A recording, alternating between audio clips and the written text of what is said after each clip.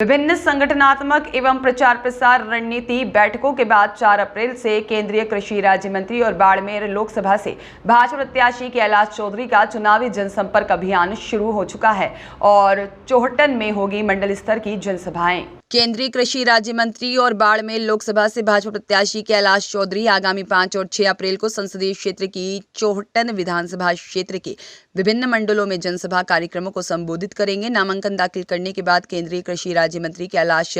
चौधरी भाजपा के विभिन्न संगठनात्मक और प्रचार प्रसार रणनीति बैठकों के बाद जमीनी स्तर के जनसंपर्क कार्यक्रमों में भाग लेंगे। केंद्रीय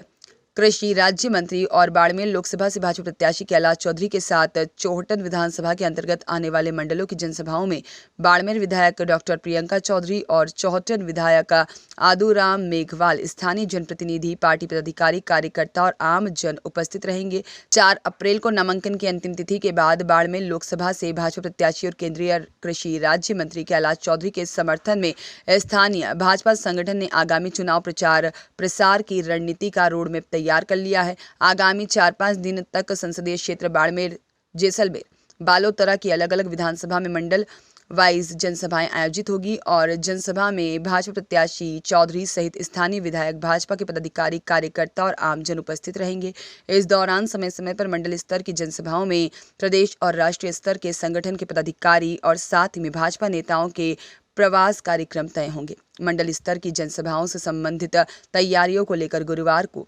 बाड़मेर मुख्यालय पर आयोजित प्रेस वार्ता को संबोधित करते हुए केंद्रीय कृषि राज्य मंत्री और बाड़मेर लोकसभा से भाजपा प्रत्याशी कैलाश चौधरी ने कहा कि देश की जनता पिछले 10 साल से प्रधानमंत्री नरेंद्र मोदी के नेतृत्व में केंद्र सरकार के ऐतिहासिक विकास कार्यों को लेकर अभिभूत है। साथ ही अगले 5 साल में देश प्रदेश के सर्वांगीण विकास की दिशा तय करने के लिए जनता एक बार फिर मोदी सरकार को चुनने जा रही है। बाड़मेर लोकसभा के चुनाव सह प्रभारी शंकर सिंह राजपुरोहित ने कहा कि संसदीय क्षेत्र बाड़मेर, जैसलमेर, बालोतरा की जनता जागरूक है और वह प्रधानमंत्री मोदी को एक बार फिर जिताने के लिए स्थानीय भाजपा प्रत्याशी को भारी बहुमत से विजयी बनाने का काम करेगी। और इसके पीछे निश्चित रूप से कारण है कि प्रधानमंत्री नरेंद्र मोदी जी ने